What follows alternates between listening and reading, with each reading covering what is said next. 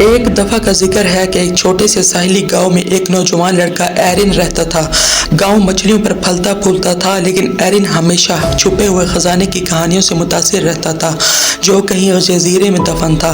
بزرگوں کے مطابق ایک سمندری ڈاکو کا جہاز صدیوں پہلے ساحل کے قریب ڈوبا تھا اور اس کا خزانہ کبھی نہیں ملا تھا۔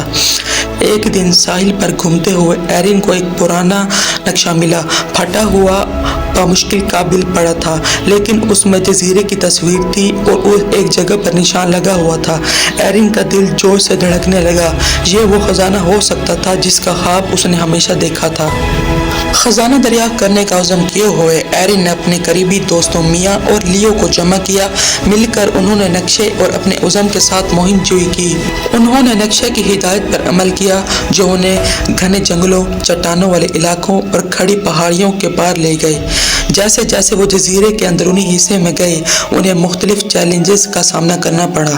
انہیں ایک پرانے کمزور پل کو پار کرنا پڑا جو گہرے کھائی کے اوپر تھا، جنگلی جانوروں سے نمٹنا پڑا اور غاروں کے بھول بھلائیوں میں راستہ تلاش کرنا پڑا۔ ہر رکاوٹ نے ان کی ہمت اور ٹیم ورک کو آزمایا، لیکن انہوں نے خزانے کی امید میں آگے بڑھتے رہے۔ آخر کار کئی دن کی سخت محنت کے بعد وہ اس جگہ پہنچے جہاں نقشے پر نشان لگا تھا۔ یہ ایک چھپی ہوئی خلیج تھی جو بلند چٹانوں اور گھنی سبزوں کے پیچھے سے نظر نہیں آتی تھی۔ جگہ وقت سے بے نیاز نظر آ رہی تھی، جیسا کہ کہانیوں میں بیان کیا گیا تھا۔ جوش میں انہوں نے اس جگہ پر کھدائی شروع کی جہاں نشان لگا تھا۔ گھنٹے گزر گئے اور ان کے بیلچوں نے کسی ٹھوس چیز کو چھوا۔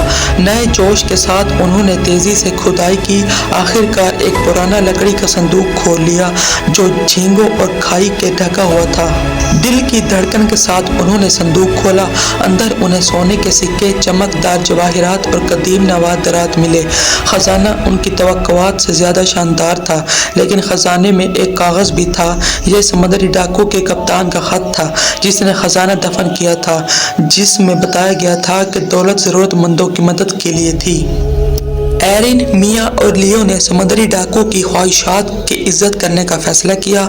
وہ اپنے گاؤں واپس آئے اور خزانے کو اسکولوں کی تعمیر، مچھلیوں کے بیڑے کی بہتری اور سب کے لیے بہتر زندگی کی فراہمی کے لیے استعمال کیا۔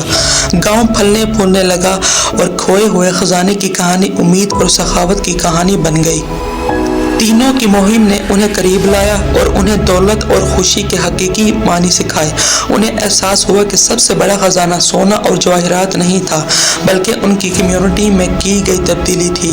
اس طرح کھوئے ہوئے خزانے کی کہانی ایک پیاری کہانی بن گئی جو نسل در نسل منتقل ہوتی رہی، دوسروں کو اپنے اندر کے خزانے کو تلاش کرنے اور بانٹنے کی ترغیب دیتی رہی۔